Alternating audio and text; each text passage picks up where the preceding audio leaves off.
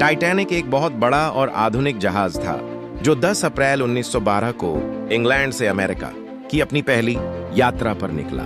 14 अप्रैल की रात जहाज तेजी से बर्फीले समंदर में आगे बढ़ रहा था, जहां चारों तरफ विशाल बर्फ की चट्टानें आइसबर्ग्स तैर रही थीं। आधी रात के करीब टाइटैनिक एक बहुत बड़े आइसबर्ग से टकरा गया।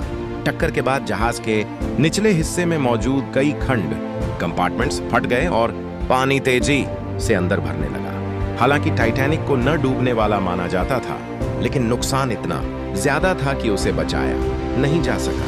लगभग 2.5 घंटे में पूरा जहाज समंदर की गहराई में डूब गया।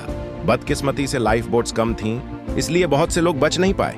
ठंडी हवा से भरी वह रात बहुत शांत थी, लेकिन टाइटैनिक पर सफर कर रहे हजारों लोगों के दिलों में नई उम्मीदों की रोशनी थी।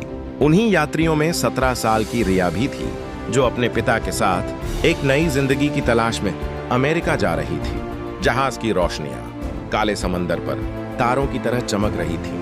रिया रेलिंग के पास खड़ी लहरों को देख रही थी कि अचानक एक जोरदार झटका लगा। लोग घबराकर अपने कमरों से बाहर निकल आए। घोषणा हुई, जहाज एक आइसबर्ग से टकरा गया है, कृपया शांत रहें। लेकिन शांत रहना मुश्किल था। कर्मचारियों के चेहरों पर फैली घबराहट सब कुछ बयां कर रही थी। पानी तेजी से अंदर भर रहा था।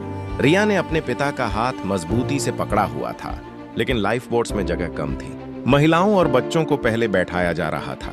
रिया के पिता ने उसकी आंखों में देखकर कहा, बेटा तुम जाओ, तुम्हें जीना है। रिया की आंखों से आंसू बह निकले। उसे लाइफ बोट में बैठा दिया गया, लेकिन उसका दिल उसी जहाज पर रह गया जहां उसके पापा खड़े थे।